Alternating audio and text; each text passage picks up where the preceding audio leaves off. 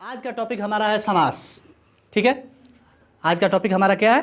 समास है। और समास से प्रत्येक प्रतियोगी परीक्षा जिसमें हिंदी का सिलेबस शामिल होता है उसमें अवश्य ही एक ना एक क्वेश्चन शामिल रहता है। ठीक है, चलिए सबसे पहले हम जानेंगे समास बना कैसे। तो समास ध्यान दीजिए, दो शब्दों से मिलकर बना हुआ है। समास कितने शब्दों से मिलकर बना हुआ है? दो शब्दों से मिलकर बना हुआ है। और वो शब्द कौन कौन से हैं? तो पहला शब्द है सम और दूसरा है आस। जरा ध्यान दीजिए, सम का अर्थ होता है संक्षिप्त। सम का अर्थ क्या होता है? संक्षिप्त। संक्षिप्त मतलब हो जाता है छोटा। और आस मतलब होता है कथन। आस मतलब क्या होता है? कथन। यानी कि यहाँ पे इसका भाव हो रहा है छोटा कथन। अर्थात क्या हो रहा है भाई, समास का मुख्य कार्य क्या होता है? तो समास का मुख्य कार्य होता है संक्षिप्तीकरण। समास का मुख्य कार्य क्या हो जाता है? संक्षिप्तीकरण। संक्षिप्तीकरण यानी कि शब्द जो होता है वह बड़ा होता है और उसको यह क्या करता है? छोटा करता है। देखिए होता क्या है कि इसकी परिभाषा दी जाती है कि दो या दो से अधिक शब्दों के मिलने से, दो शब्दों के मिलने से बना नया सार्थक शब्द क्या कहलाता है? समास कहलाता है। जरा ध्यान दीजिए कि समास के द्वारा, समास प्रक्रिया के द्वारा निर्मित जो शब्द होता है उसे हम क्या कहते हैं? उसे हम समस्त पद कहते हैं। क्या कहते हैं? समस्त पद या सामासिक पद कहते हैं। क्या कहते हैं? समस्त पद या फिर सामासिक पद। अब समस्त पद समास प्रक्रिया में मुख्य रूप से क्या होते हैं? तो समास प्रक्रिया में मुख्य रूप से दो शब्द शामिल होते हैं। कितने शब्द शामिल होते हैं? दो शब्द शामिल होते हैं। और जिसमें पहले वाले शब्द को हम पूर्व पद और बाद वाले शब्द को क्या कहते हैं? उत्तर पद कहते हैं। पहले वाले शब्द को पूर्व पद तथा बाद वाले पद को क्या कहा जाता है? उत्तर पद कहा जाता है। जैसे कि सीधा देखिए, अगर हम कह दें कि राजपुत्र, राजपुत्र, अगर राजपुत्र शब्द को डाला गया है तो ध्यान दीजिए यह हमारा क्या हो जाएगा? समस्त पद हो जाएगा। क्या हो जाएगा? समस्त पद या फिर सामासिक पद। अब राजपुत्र दो शब्दों से मिलकर बना है। अब राजपुत्र में दो शब्द शामिल है तो पहले वाला शब्द क्या है भाई? राज। और बाद वाला शब्द क्या है? पुत्र। यानी कि ये जो राज है यह पूर्व पद है और पुत्र जो है वह क्या है? उत्तर पद है। लेकिन यहाँ पे राजपुत्र को ना हमने अलग किया है भाई, राजपुत्र को हमने अलग किया है। इसका भाव नहीं मिला। इसका भाव क्या होगा? राजा का पुत्र। राजपुत्र का अर्थ क्या हुआ? कि राजा का पुत्र। अब यहाँ पे ध्यान दीजिए कि किसी भी समस्त पद को उसके मूल अवयवों यानी कि पूर्व पद और उत्तर पद में विखंडित करना क्या कहलाता है? तो समास विग्रह कहलाता है। क्या कहलाता है? समास विग्रह। उसे ही हम व्यास भी कहते हैं। समास विग्रह को ही हम क्या कहते हैं? व्यास कहते हैं। जरा ध्यान दीजिए, राजपुत्र है कौन सा शब्द? समस्त पद। इसके मूल अवयवों में विखंडित करना क्या हो गया? समास विग्रह या फिर व्यास हो गया। कितने पद शामिल है भाई? तो दो पद शामिल है। और पहले वाले पद को क्या कहा जाएगा? पहले वाले पद को पूर्व पद कहा जाएगा और बाद वाले पद को क्या कहा जाएगा? उत्तर पद कहा जाएगा। ये क्लियर हो गया? चलिए, जब ये क्लियर हो गया तो आगे चर्चा में हम लेते हैं समास के भेद। आगे हम देखते हैं क्या? समास के भेद। अब समास के भेद की बात की जाए तो समास के कितने भेद होते हैं? तो समास के मुख्य रूप से 6 भेद होते हैं। समास के मुख्य रूप से कितने भेद होते हैं? 6 भेद होते हैं। और 6 भेद कौन कौन से हैं? तो यहाँ पे हम देखेंगे समास के 6 भेदों। ध्यान दीजिए, समास के 6 भेद। पहला हो जाता है आपका अव्ययी भाव समास। अव्ययी भाव समास। दूसरा हो जाता है हमारा तत्पुरुष समास। क्या हो जाता है? तत्पुरुष समास। तीसरा हो जाता है हमारा कर्मधारय समास।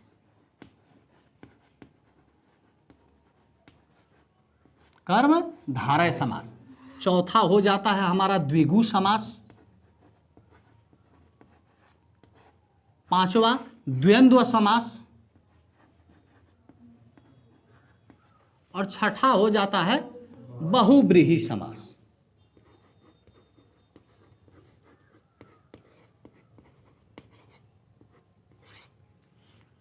ये हमारे 6 समास के भेद हो जाते हैं।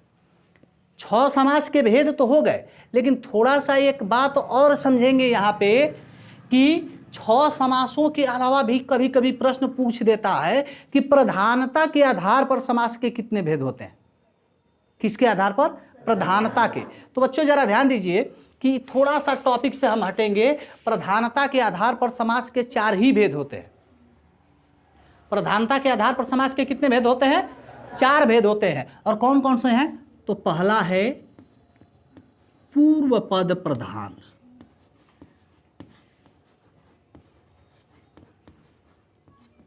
दूसरा है उत्तर पद प्रधान,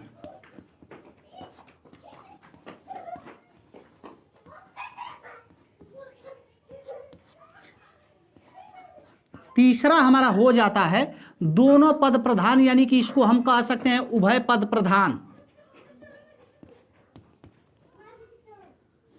और बच्चों चौथा हो जाता है अन्य पद प्रधान।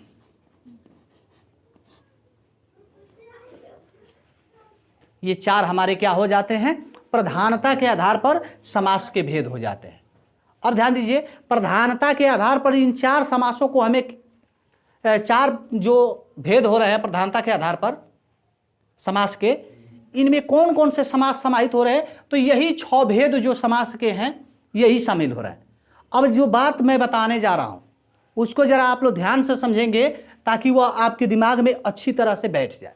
देखिए किसमें किसमें कौन कौन सा पद प्रधान होता है। जब ये बात क्लियर हो जाएगी तो आपको समास विग्रह करने में आसानी होगी, और जब समास विग्रह करने में आसानी होगी यानी कि व्यास करने में आसानी होगी तो आप बहुत ही आसानी से यह निर्धारण कर लेंगे कि कौन सा शब्द किस समास के अंतर्गत आता है। ध्यान दीजिए, ये भाई देखिए ये अव्ययी भाव समास है। यह किसके अंतर्गत आएगा? तो यह पूर्व पद प्रधान के अंतर्गत आएगा। कौन सा? अव्ययी भाव समास। ध्यान दीजिए, अब दूसरा हमारा हो जा रहा है तत्पुरुष समास और कर्मधारय समास। ये आपके किसके अंतर्गत आ जाएंगे? साथ ही साथ महाशय द्विगु समास। ये तीनों आपके उत्तर पद प्रधान के अंतर्गत आ जाएंगे। जो भी बताया जा रहा है ध्यान से सुनेंगे। तत्पुरुष समास, कर्मधारय समास और द्विगु समास, ये तीनों समास किसके अंतर्गत आएंगे भाई?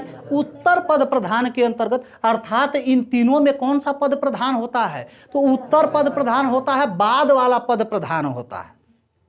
प्रधान का मतलब क्या हो रहा है भाई? मुख्य, मुखिया, उसी पर अर्थ टिका हुआ है, उसी पर शब्द का क्या टिका हुआ है? भाव टिका हुआ है। चलिए अब देखते हैं, आ जाते हैं हमारे बड़े भाई द्वंद्व समास। और द्वंद्व समास किसके अंतर्गत आएंगे? दोनों पद प्रधान के अंतर्गत आएंगे।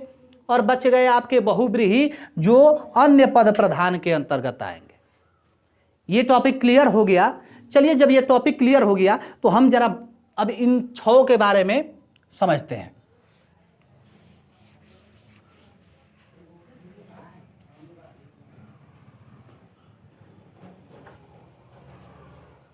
ध्यान दीजिए, अव्ययी भाव समास क्या होता है? तो वह समस्त पद या वह सामासिक पद जिसमें पूर्व पद प्रधान हो। पूर्व पद प्रधान होने का मतलब क्या होता है कि पहले वाला पद जो है क्या होना चाहिए? प्रधान होना चाहिए। क्या होना चाहिए? प्रधान होना चाहिए, मुख्य होना चाहिए। साथ ही साथ और एक बात है, यह पूर्व पद जो है प्रधान के साथ साथ यह क्या होना चाहिए भाई? अव्यय होना चाहिए। क्या होना चाहिए? अव्यय। और अव्यय के बारे में मैंने बताया है आपको कि वे शब्द जिनमें लिंग, वचन, विभक्ति आदि के कारण कोई भी परिवर्तन नहीं होता है, कोई विकार नहीं होता है, कोई बदलाव नहीं होता है, उसे ही क्या कहा जाता है? अव्यय कहा जाता है। बात समझ में आ रही है? तो यही कह रहा है कि जिस भी समस्त पद में आपका पूर्व पद प्रधान हो, साथ ही साथ क्या हो? अव्यय हो उसे ही हम क्या कहेंगे, अव्ययी भाव समास कहेंगे। जैसे कि देख लीजिए, हम कह दे प्रतिदिन, प्रतिदिन क्या हो गया, प्रतिदिन। अब इसका विग्रह हम करते हैं तो क्या हो जाएगा, प्रत्येक दिन। क्या हो जाएगा, प्रत्येक दिन, प्रत्येक दिन। ठीक है। जैसे कि हम कह दे यथा संभव, यथा संभव, यथा संभव, जैसा संभव हो, जैसा संभव हो, जैसा संभव हो। जैसे कि हम कह दें आजन्म, आजन्म, आजन्म यानी कि जन्म से। क्या हो जाएगा, जन्म से या जन्म से लेकर, जन्म से या जन्म से लेकर। बच्चों जरा ध्यान दीजिए कि ये आजन्म शब्द है, यह यहाँ पे आपका अव्ययी भाव समास है। आजन्म में कौन सा समास है, अव्ययी भाव समास। लेकिन थोड़ा सा ध्यान दीजिए कि केवल एक मात्रा में हटा दूं, यहाँ पे मैं कह दूं कि अजन्मा, अजन्मा। इस अजन्मा में लोग जब देखेंगे तो यही सोचेंगे कि अजन्मा में भी अव्ययी भाव समास है। नहीं, आपके जेहन में ये बात होनी चाहिए, अजन्मा में अव्ययी भाव समास नहीं है, बल्कि क्या है, नय्य तत्पुरुष समास है। कौन सा है, नय्य तत्पुरुष समास। और नय्य तत्पुरुष समास जरा ध्यान दीजिए कि ये हमारा नय्य तत्पुरुष समास का उदाहरण है अजन्मा। आगे बढ़ते हैं ज़्यादा टाइम ना लेते हुए, अब हम पढ़ेंगे तत्पुरुष समास। और तत्पुरुष समास का केवल आज हम परिचय लेंगे। वीडियो के अगले पार्ट में हम केवल तत्पुरुष समास पर चर्चा करेंगे, क्योंकि तत्पुरुष समास के भेद व उपभेदों पर हमारी चर्चा होगी, जो कि वीडियो के अगले भाग में होगी। ठीक है, चलिए हम देखते हैं तत्पुरुष समास। तत्पुरुष समास क्या होता है भाई, तो ध्यान दीजिए कि वह समस्त पद जिसका उत्तर पद प्रधान हो। उत्तर पद प्रधान होने का तात्पर्य क्या है, यानी कि बाद वाला पद जो है अर्थ वहन करे, उसी पर अर्थ क्या हो, टीका हो, उसी से हमको भाव मिले। तो कह रहा है कि वह समस्त पद जिसमें उत्तर पद प्रधान हो, ठीक है, तथा पूर्व पद व उत्तर पद के मध्य में क्या होना चाहिए, विभक्ति चिन्ह होना चाहिए। क्या होना चाहिए, विभक्ति चिन्ह। ये विभक्ति चिन्ह कब आएगा भाई, जब हम समास विग्रह करेंगे तब। जब समस्त पद रहेगा तो उसमें विभक्ति चिन्ह का लोप रहेगा, विभक्ति चिन्ह गायब रहेगी। ठीक है, जैसे उदाहरण देखते हैं हम, इसको थोड़ा सा मिटा दिया जाए, अव्ययी भाव समास। ठीक है, ध्यान दीजिए, तत्पुरुष समास है हमारा। तत्पुरुष समास का उदाहरण हम देखते हैं। जैसे कि हम कह दें गगनचुंबी, गगनचुंबी। भाई देखिए, इसका अगर हम व्यास करते हैं तो हमको क्या मिलेगा, गगन को चूमने वाला, गगन को चूमने वाला। बच्चों जरा ध्यान दीजिए, यहाँ पे गगन पूर्व पद, चूमना उत्तर पद, बीच में क्या आ रहा है, विभक्ति चिन्ह को। यह कौन सा समास है, तत्पुरुष समास है। जैसे कि हम कह दें पर्णशाला,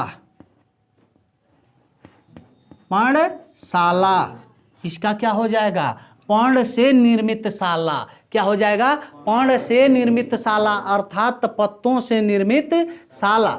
जैसे कि हम कह दें कठफोड़वा, कठफोड़वा यानी कि काठ को फोड़ने वाला। बीच में क्या आ रहा है, को विभक्ति चिन्ह आ रहा है। क्या आ रहा है, को विभक्ति चिन्ह। तो ये सभी हमारे क्या हो जाएंगे, तत्पुरुष समास हो जाएंगे। क्या हो जाएंगे, तत्पुरुष समास। चलिए ध्यान देते हैं, अब आगे बढ़ते हैं, ज़्यादा टाइम न लेते हुए हम आगे बढ़ते हैं। चलिए अब तीसरा समास हम देखते हैं, कर्मधारय समास। तीसरा समास हमारा क्या हो जाता है, कर्मधारय समास। कर्मधारय समास में होता क्या है कि जरा ध्यान दीजिए कि वह समस्त पद जिसमें पूर्व पद और उत्तर पद के बीच में, पूर्व पद और उत्तर पद के मध्य में उपमेय तथा उपमान का संबंध हो। उपमेय तथा उपमान का संबंध होने का मतलब क्या है, विशेषण तथा विशेष्य का संबंध हो। वहां पे कौन सा समास होगा, कर्मधारय समास होगा। जैसे कि हम कह दें कि नील कमल, इसका व्यास करने पे बच्चों क्या मिलेगा, नीला है जो कमल, क्या होगा, नीला है जो कमल। यहां पे क्या मिल रहा है हमको कि पूर्व पद नीला है जो कि क्या है, एक विशेषण है, और कमल क्या है, विशेष्य है। यह नीला शब्द किसकी विशेषता को बता रहा है भाई, कमल की। और अभी कहा गया है ना कि वह समस्त पद जिसमें विग्रह करने पर, व्यास करने पर क्या हो, पूर्व पद और उत्तर पद में उपमेय तथा उपमान का संबंध स्थापित हो जाए, उसे ही हम क्या कहेंगे, कर्मधारय समास कहेंगे। क्लियर हो गया। चलिए जैसे एक दो उदाहरण और हम देख लेते हैं। पहला उदाहरण हमारा हो गया नीलकमल, दूसरा हम कह दे रहे हैं चरण कमल।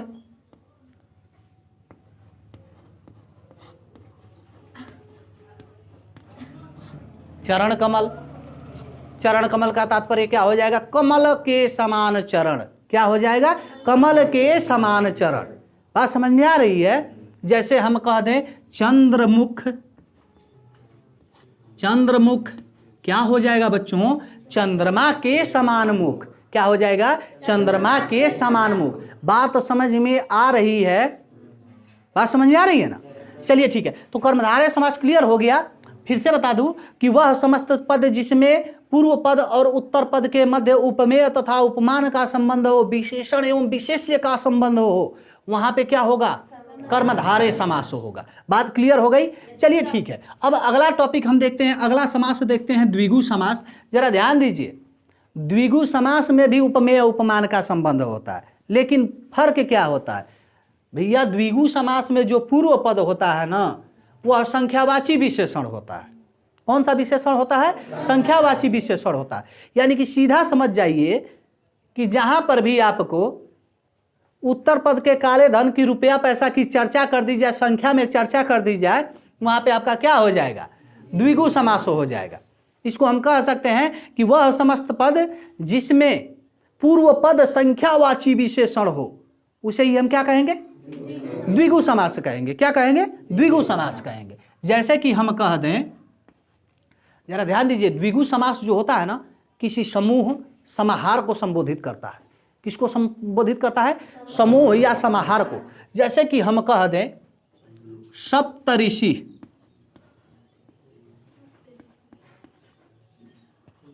सप्तऋषि, ये क्या, इसका व्यास होगा 7 ऋषियों का समूह या 7 ऋषियों का समाहार, 7 ऋषियों का समूह,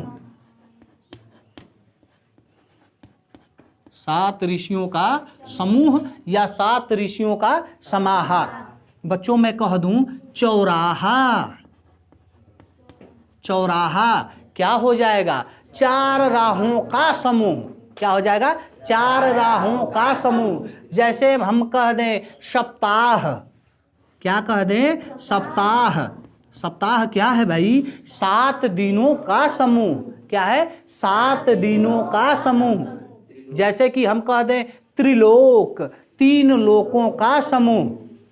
जैसे हम कह दें पंचमढ़ी, 5 मढ़ियों का समूह। बात समझ में आ रही है। इन सभी में देख रहे हैं कि क्या मिल रहा है भाई हमको, सब में पूर्व पद यानी कि पहला पद जो है संख्यावाची विशेषण मिल रहा है। क्या मिल रहा है, संख्यावाची विशेषण। प्रदीप समझ में आ रहा है ना बालक। चलिए ठीक है, आगे देखते हैं। अभी यहाँ पे हम जरा इसको साफ कर दें, नीलकमल और सप्तऋषि को, यानी कि कर्मधारय और द्विगु समास को। चलिए अगला हम देखते हैं द्वंद्व समास। अगला हमारा क्या हो जा रहा है, द्वंद्व समास। और द्वंद्व समास से क्या होता है, तो भैया अभी थोड़ी देर पहले जब हम प्रधानता के आधार पर बताए थे कि प्रधानता के आधार पर समास के कितने भेद होते हैं, तो उसमें मैंने बताया था कि पहला पूर्व पद प्रधान हो जाता है, अव्ययी भाव समास। उसके बाद से मैंने बताया था कि दूसरा हमारा होता है उत्तर पद प्रधान, यानी कि बाद वाला पद इसमें क्या रहेगा, मुख्य रहेगा। उसमें मैंने बताया कि तत्पुरुष समास, कर्मधारय समास और द्विगु समास, ये तीनों हमारे क्या हो जाते हैं, उत्तर पद प्रधान हो जाते हैं।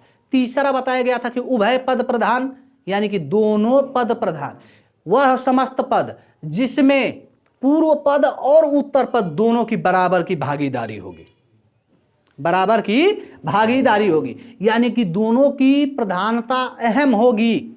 दोनों की प्रधानता होगी, वहां पे क्या होगा आपका द्वंद्व समास होगा। कहने का मतलब यह है कि दोनों जो पद होंगे वह क्या होंगे, बराबर बराबर अर्थ वहन करेंगे, और इनकी पहचान कि इनके मध्य में योजक चिन्ह लगा होगा। क्या लगा होगा, योजक चिन्ह लगा होगा। और जब इनका समास विग्रह करेंगे यानी कि व्यास करेंगे तो हमको क्या मिलेगा भाई, इन दोनों के मध्य में व, और, किंतु, तथा, अथवा आदि शब्द मिलेंगे। बात समझ में आ रही है। जैसे कि हम कह दें पाप पुण्य, पाप पुण्य, व्यास करेंगे बच्चों क्या होगा, पाप और पुण्य। क्या होगा, पाप और पुण्य। ठीक है। जैसे हम कह दें नदी नाले, नदी नाले, क्या होगा, नदी तथा नाले। क्या होगा, नदी और नाले। जैसे हम कह दें कि नर नारी, क्या हो जाएगा, नर और नारी, भाई बहन, भाई और बहन, दाल रोटी, दाल और रोटी। ठीक है। हाथ पांव, हाथ और पांव। बात समझ में आ रही है। चलिए जरा सा इसमें थोड़ा सा बता दें कि द्वंद्व समास के कितने भेद होते हैं। तो द्वंद्व समास के बच्चों 3 भेद हो जाते हैं।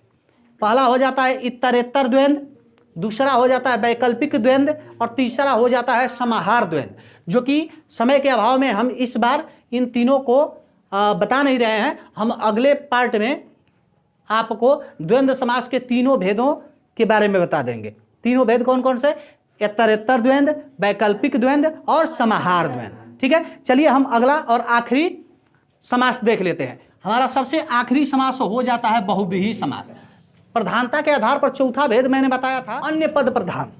क्या बताया था, अन्य पद प्रधान। तो अन्य पद प्रधान में क्या होता है भाई, कि वही बहुव्रीहि समास आ जाता है। इसमें क्या है कि वह समस्त पद जिसमें न तो पूर्व पद प्रधान हो न ही उत्तर पद प्रधान हो, यानी कि दोनों में से कोई भी पद प्रधान नहीं होगा। जब दोनों में से कोई पद प्रधान नहीं होगा तो प्रधान होगा कौन, तो अन्य पद प्रधान होगा। कौन होगा, अन्य पद प्रधान होगा। सीधा समझ लीजिए कि जब दो शब्द एक साथ जुड़ते हैं, पूर्व पद और उत्तर पद एक में जुड़ते हैं, परंतु दोनों में से कोई भी अर्थ का वहन नहीं करता है, बल्कि कोई तीसरा शब्द इनके अर्थ का वहन करता है, यानी कि ये विशिष्ट अर्थ में प्रचलित होते हैं, तो उसे ही हम क्या कहते हैं, बहुव्रीहि समास कहते हैं। क्या कहते हैं, बहुव्रीहि समास। देखते हैं बहुव्रीहि समास के उदाहरण। और बहुव्रीहि समास के उदाहरण में सबसे पहले एक उम्दा उदाहरण आपको याद रखना होगा, लंबोदर। क्या है भाई, लंबोदर। ध्यान दीजिए, लंबोदर शब्द लंबा है उदर जिसका, लंबा है उदर जिसका। बच्चों जरा ध्यान दीजिएगा, यहाँ पे लंबा है उदर जिसका। थोड़ा सा यहाँ भाव को समझने की कोशिश कीजिए। पहला क्या है, लंबा, पूर्व पद है लंबा, उत्तर पद क्या है, उदर। दोनों एक पास हो गए। लंबा है उदर जिसका बन गया लंबोदर। भाई किसका लंबा उदर है, भगवान श्री गणेश जी का।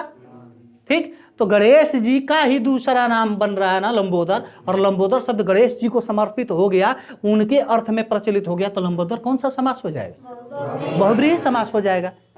जैसे कि हम कह दे वक्रतुंड, वक्र है तुंड जिसका। तुंड का मतलब क्या होता है, थुथना। तुंड का मतलब क्या होता है, थुथना। थुथना यानी कि सूंड, यानी कि वह जिसका तुंड टेढ़ा हो, वक्र हो। किसका टेढ़ा है भाई, गणेश जी का। तो क्या हो गया, वक्रतुंड में भी बहुव्रीहि समास। हम कह दें नीलकंठ,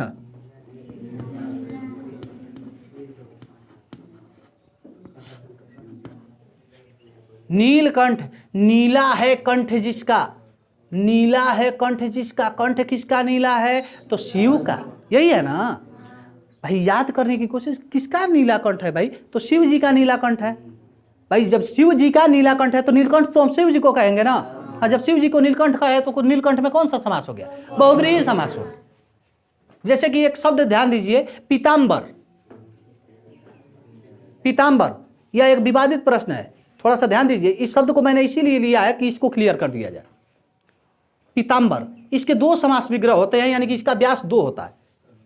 एक होता है पीला है अंबर जिसका, पीला है अंबर जिसका, पीत है अंबर जिसका, अर्थात पीला का मतलब समझ रहे हैं पीला, और अंबर मतलब होता है वस्त्र। पीला है अंबर जिसका अर्थात पीला है वस्त्र जिसका, अर्थात कौन? श्री कृष्ण। तो जब श्री कृष्ण के भाव में चला गया, क्या हो गया? बहुब्रीहि समास। लेकिन दूसरा विग्रह भी होता है इसका, पीला है जो अंबर, पीला है जो अंबर, यानी कि वह कपड़ा जो पीला है। तो भाई यहां पे हम किसी व्यक्ति विशेष के बारे में नहीं ना बात कर रहे हैं, हम कपड़ा की बात कर रहे हैं, वो कैसा है? पीला है। तो यहां पे क्या हो जाएगा? कर्मधारय हो जाएगा। क्या हो जाएगा? कर्मधारय। बात समझ में आ रही है? चलिए, तो उम्मीद करते हैं हम कि आपको आज की ये वीडियो समास की अच्छी लगी होगी, और अगर आपको वीडियो ये अच्छी लगी है तो वीडियो को लाइक करें, अपने दोस्तों तक शेयर करें, और चैनल को सब्सक्राइब अवश्य करें। साथ ही साथ आप लोगों से मैंने कहा भी था, और अभी भी मैं बोल रहा हूं कि अगर आपको किसी भी प्रकार की कोई दिक्कत आ रही है तो कमेंट सेक्शन में अपनी समस्याओं को लिखकर हम तक पहुंचाएं। मिलते हैं अगली वीडियो में। जय हिंद।